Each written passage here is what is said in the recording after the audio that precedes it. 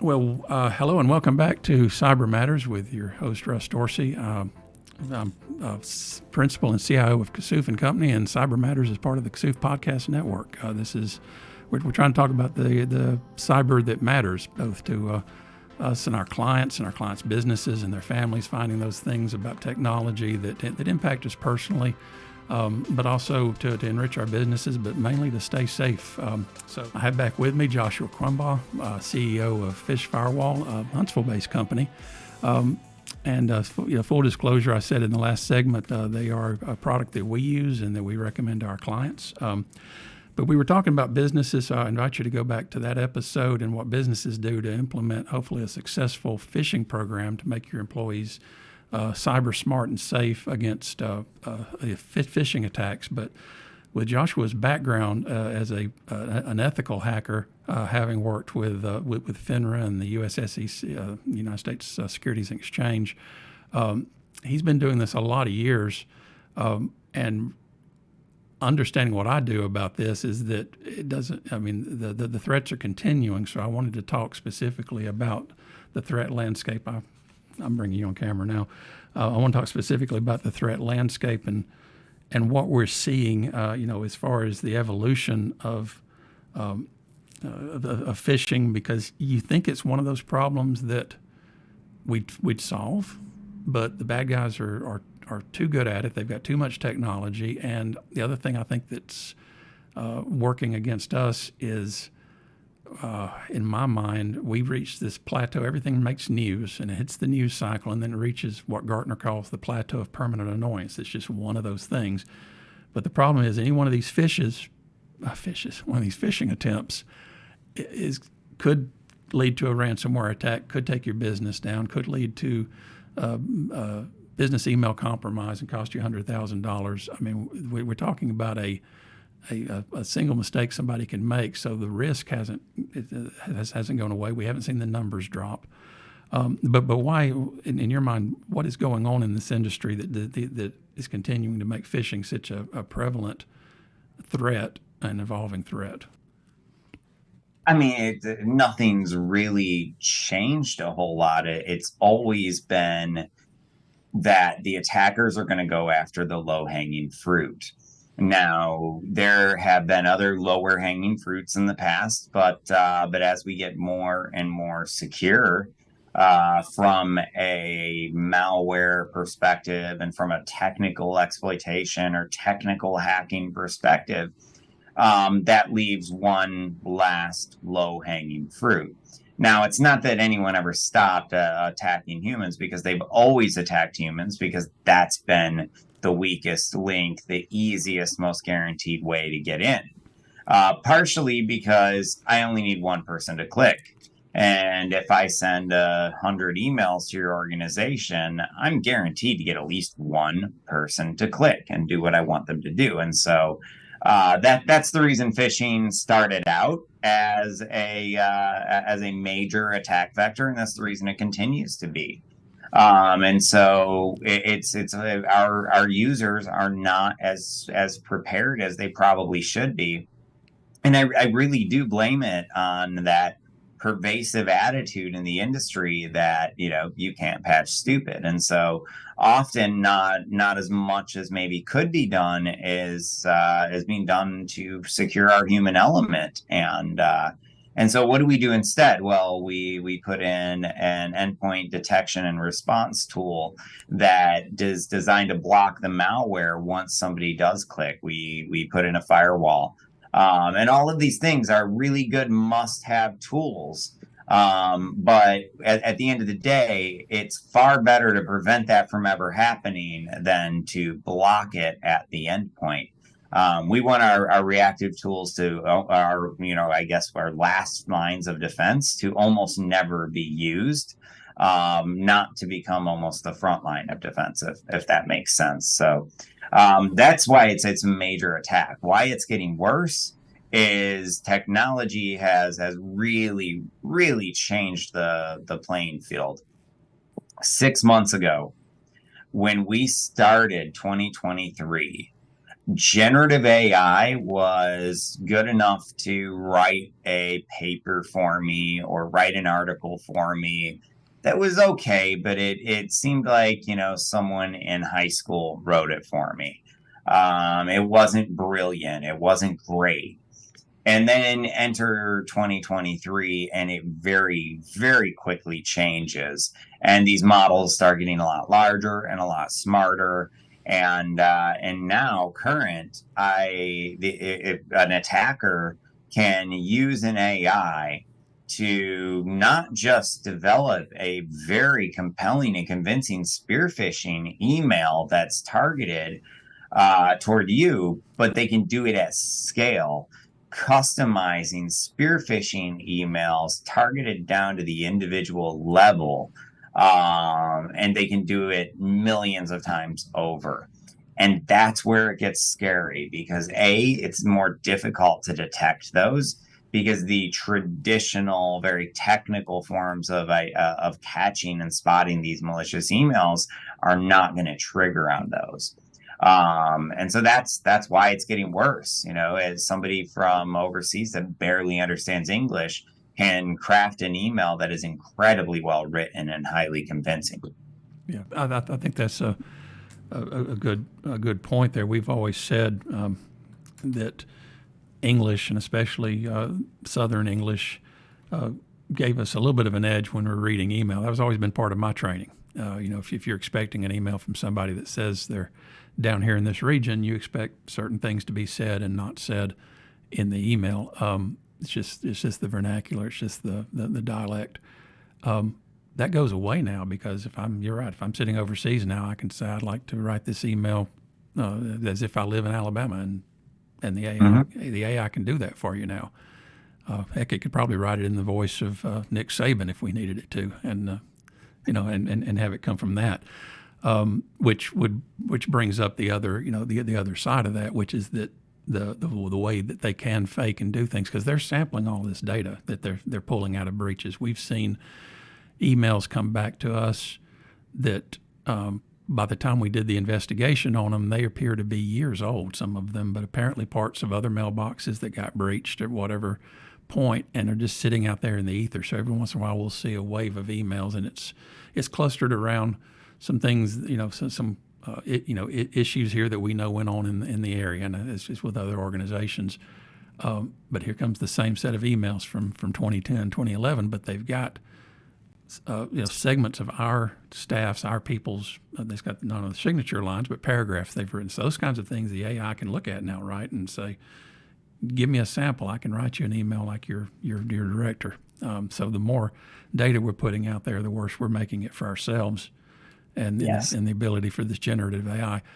But, I mean, I can't, I mean, when we talk about like ChatGPT, which seems to be, the what everybody talks about, it's not the only adaptive AI engine out there.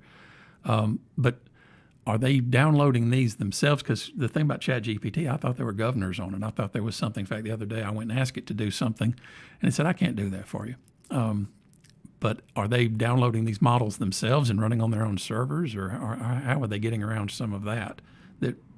Well, number one is most of the governors, if you will, are put on the open web portal version of ChatGPT. The hackers aren't using that version of it. They are using the open API or the OpenAI API key. And so with the API access, that a lot of those restrictions have been cut down. Like we were able to easily use it to create phishing simulations for our platform without it asking us any questions. So I truly do question how many of those governors actually exist in that corporate version of the product. And why would it? It's a corporate version of the product. However, unfortunately, too often our enterprise or corporate or even small business tools are falling into the hands of the criminals. And do we really even have? Is there even legal recourse for any organization to go after a ChatGPT or any of these platforms because they're not policing themselves better, or that's probably a ways away, because apparently right now there's no legislation that makes sense right now on AI anyway. It's happened so fast, nobody's prepared to deal with these unintended consequences, right? So I'd heard Yeah, that. I'm not convinced we have anyone in DC that truly understands the complexities of this issue and this problem. I know there's going to be a lot of expert testimony in the coming years about it, but I don't know, the thought of trying to trying to get to the bottom of this and just figure out how we want to legislate it and coming to a consensus on it just seems like a massively daunting task. I do think that it needs to happen, because while there's no threat now, look at where we were 6 months ago, look at where we are now, and just how much more intelligent computers have gotten. I mean, 6 months ago, computers could help me, but I was still the brains behind it. Now that computer can be my $300 an hour consultant and do a great job at it all day long. Yeah. And getting back to the platforms, this idea that, even some of the longer standing platforms, and you're talking about Dropbox, I saw there have been attacks using the file sharing in Canva, but like SendGrid, which I just shudder. In fact, I just block everything from SendGrid in our filter, and then we look at it. And there's some legitimate companies that use SendGrid, but apparently SendGrid has no motivation to keep the bad guys from using them as well, because there's a lot of junk comes through there. So I think you're right. If the more legitimate, quote unquote, but it amazes me how many Gmail accounts still get stood up by bots. You think Google would be on top of that by now, but I know that most of these that we see are not hacked mailboxes. It's just, again, they're still able to go after these systems, which should be pretty well controlled, and they're still able to stand up thousands of Gmail accounts. I guess use them for a few minutes until Gmail finally. What goes on there? I guess Gmail cleans this stuff up as quick as they can, but they're just overwhelming these platforms with volume, right? They are. I mean, these bot accounts can do a lot of things, anything from command and control to data exfiltration to just, being used to go follow people or send email or whatever task they can possibly imagine. So yeah, I mean, they're definitely trying to shut them down, but it's not as easy as it sounds. You'd think that every bot would have a similar signature, but the bad guys are creating legitimate traffic, looking at it and emulating that when creating these things. And then they can do it at scale from a different IP address every single time. And it makes it very difficult to shut it down. I actually think this is one of those areas that these large language models might be able to assist in, performing, identifying correlations between accounts that a human eye might not catch, and other things like that, but also just to provide that quick analysis of all the data. Well, which ones should we red flag that need a human analysis? So I think sometimes the problem itself resolves the problem, or can be the solution to the problem. Yeah. Like AI creates a lot of problems, but it's going to create a lot of solutions too. Well, that's true. I mean, we see, I think G Suite and Google have had the better reputation for years as far as the controls, and I'm sure the volume of data they're able to look at every few minutes, they're able to see these attack patterns. But I've noticed Microsoft 365 gets smarter in its phish detect, it's phish detecting. So if using either one of those platforms, go in and make sure that you've turned on those things, those filters, either personal or for business. But that gets us down to, again, the spear phishing, when you really do have a lot of money on the line, and it's enough for the bad guys to slow down and focus on you specifically, because now they know they've through a breach or somebody clicking on something, they've now injected themselves into a thread for a nonprofit that's doing grants, and there's a couple of $500,000 grants at play, and so they're able to come in. That's where, again, those conversations and them having that back end access to an AI is going to pose a new threat for us, because now all of a sudden you've got something intelligent. Typically, if we had a business email compromise, a CEO fraud here where they're trying to do a wire transfer, something's wrong in the language. They might have gone and stripped out the phone numbers or done those things. But when you reply back to them, the replies have never been very good. But what if the AI is able to give you back a very context-driven reply, saying, "Oh yes, yeah, right." So are we seeing that yet, or is that still a week away since everything's moving so fast? Are we going to see that next week or 2 weeks out? No, we're already seeing that. Intelligent replies, almost instantaneous, but just enough of a delay that it seems humanistic. So no, that's already happening. The rise of the machines, Skynet, if you will. That the threat is real, and it's happening right now, but it's not the Skynet version or whatever. It's the bad guys weaponizing these technologies to hack us. And earlier we were talking about the governors on these ChatGPT type programs, but the reality is I can build a completely unrestricted large language model and have it run on my laptop right here, that can do as good of a job as GPT 3.5, which is the free version of it. And if I want some serious horsepower, I can get very close to what GPT-4 can do. And so, this doesn't have to be run from the cloud anymore. It's been modularized, and anyone can have a large language model running on their computer doing their own bidding. Yeah, and so most of the time, the attacks that come through that we still see are really just stealing more credentials. It's like they're just constantly harvesting to see what they can get into, spread more mischief, get into more mailboxes until they finally hit that that white elephant they're after, and then they can focus on that. So that's the tactic. So most of these, if you get hey, your password's expired, from Office 365, that phish, they're typically just getting back so they can get your Office 365 credentials. So certainly you do MFA, you do it smart, so you're actually having to key something back from your phone and hopefully have some biometrics on your phone to get that fourth identifier there.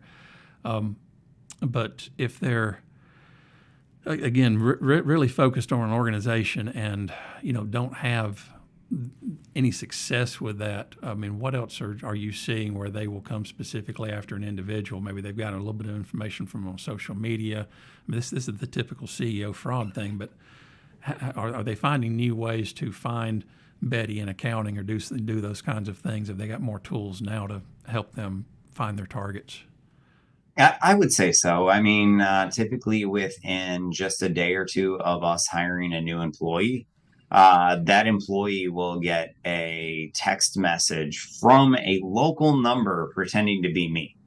And it's happening across almost every single new hire, which tells me that this is something that is, fully autonomous, as some sort of AI behind it.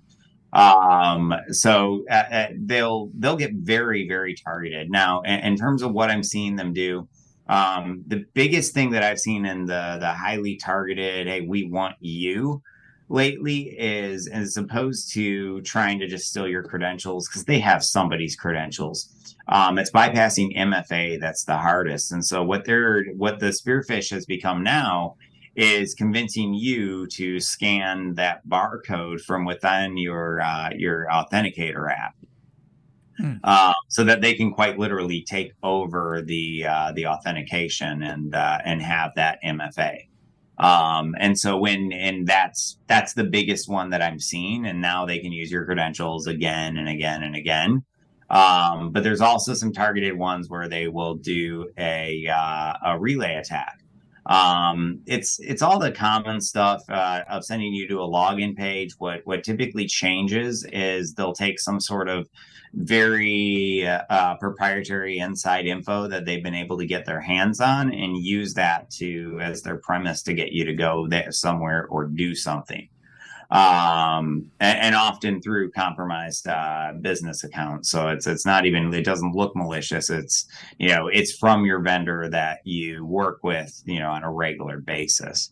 But yeah, those are the attacks, and so it's really important to watch where you're at and where these emails are coming from, and don't just go scanning QR codes. And on one side, and on the other side, make sure that you're actually at Microsoft before you start entering your multi-factor or your one-time passcode. Or clicking, accept on the login, because there are a lot of ways to bypass that multi-factor, and just because you have it doesn't make you 100% safe. And it still comes back to knowing the threat and being suspect. Yeah, I've questioned the QR codes myself, and obviously they're very convenient, but it's one of those things. People think they're minted someplace, so they must be legitimate, but you can go generate a QR code for anything. I remember during the World Games, they flew a QR code by with the drones, or it might not have been at the World Games, but it was during that time period. And I was like, well, what did they just do to that stadium full of people with that little trick? I mean, Right. yeah, so that's an interesting point. I didn't know they were doing that with the codes of the MFA. That makes sense. But again, it gets down to that trust factor. Why would you? I mean, heck, we'll pick up anything, won't we? If somebody lays it in front of us, we'll pick it up and take a look at it. Right? That's just human nature. That's just the curiosity. It's not just that. I mean, there are these things called cognitive biases, and there's quite literally hundreds of them, but there's like 25 really common ones used in phishing attacks. And each one of these cognitive biases is just a mental shortcut that people use every day to make decisions. They don't realize they do, but they do. And so things like fear of missing out, authority bias, things like that help people make decisions. So if they think this email is coming from their boss, they're going to do whatever it says, regardless of how stupid it sounds, because it's coming from their boss, and that's the authority bias. But there's so many others that can be preyed on, and so it's all a matter of finding out which one you are most susceptible to. And we're all susceptible. Even people like myself are potentially susceptible to phishing attacks. I mean, I like to think I'm one of the least susceptible people in the world, but I guarantee if you send me the right fish, you may be able to get me to, no matter how careful I am, no matter all of it. And so, part of this just becomes getting our people to, at that very secure level, to where almost nothing gets through. And hopefully when somebody does accidentally fall for one, it's one of ours instead of the bad guys. And we caught the click instead of the bad guys. Just to encapsulate all that again for those listening. I mean, the current threats, and I don't have a graph or anything to put up, but credential stealing is probably the most prevalent, because that's what they need is more credentials. The crypto, malware driven, click this link for something malicious. Those things, coming in as attachments. Usually it's the PDFs with a passcode on them. I mean, those things are easier to spot. The things they embed in odd attachments. So if you're not getting a Word document or an Excel document, but I know there was an attack recently. This was not a phishing attack, but they Barracuda got into trouble last month with their appliances, and it was their email protection appliance. But the bad guys were sending tar attachments, which is a Unix backup file, back through the interface. So as the system's scanning the email through the SMTP thread, which I didn't even think you could attack SMTP, but there was a vulnerability there they'd found. But if I'm sitting there watching my inbox, it's the weird things that they're going to send you. They're just unusual. I mean, it's the odd file formats. Why am I getting an RTF file from this person, a rich text format file, when they usually send me a docx, right? But those kinds of things that have malicious content in them, where then it's like you said, then that has to fall back to the secondary, the malware protection. But the real losses are still coming through straight up, theft by deception. They're going to hook you with that email, but the business email compromise, wire transfer fraud, where they intercept the email outpaces ransomware by, I think I've heard 29-1 last year as far as Oh, losses. absolutely. That's Yeah, all. I mean, not all. I guess we saw a few ransomware attacks yeah, last year with our, not with our clients, our client, I guess, the people that became our clients after they had some sort of issue. yeah, But last year, the predominant thing or force that drove people to call us was exactly that: the business email compromise attacks. They'd rather get in the middle of a wire than ransom and extort, because it's getting far more difficult to pull off a successful ransom and extortion. yeah. And the other I was informed last week was that the investment scams have gone past even the wire fraud scams, and so that again for anybody listening that's got money in savings, or you've got parents or elderly aunts, uncles. That's where a lot of our nation's wealth is with people that are 50 years and older. They're at that point in life, and they're so susceptible to this. And you're not even having to click on anything there to get engaged with the phish. You're just the fish. The fish comes and it seems like a legitimate offer, and then the con game starts. And again, if it's either a person on the other side that's earning your confidence, or an AI on the other side earning your confidence, then somebody winds up losing $200,000-$300,000 of their life savings through one of these longer. I think the term I heard was pig butchering, but it's basically any kind of investment scam. Well, the crypto scams, the stuff that came through with COVID. So understanding the topicality of these things, even for us personally in our lives. We've come up on an hour, and I can't thank you enough for giving me time out of your busy schedule for this. Have you got any closing comments or anything as we fade to black here? I mean, just that email security awareness as a whole is so critically important within our organizations. But we do have to be careful how we deploy that, because when we create punitive environments, it's counterproductive and can actually make people more susceptible. And so it's important that we do something, but it's important that we do it in a way that is friendly and nice and rewards our people instead of just punishing them. Yeah. Well said. All right, we'll go ahead and wrap here on part 2. I want to thank everybody again for your time. I love these second segments where we kind of can get deeper into things. And trying to keep this informative. But Joshua, thank you again for your time. Again, I encourage you to look at PhishFirewall, and the products you're using. Take a deeper look into them as well. If you picked up some good tips here, take a good look at the products you might be using. If it's on those default settings, you might go in and find there's some jewels there that you can turn on and implement to make that product work better for you. But again, I'm Russ Dorsey, Principal and CIO of Kasoof, and I want to thank you for joining us for today's episode of Cyber Matters.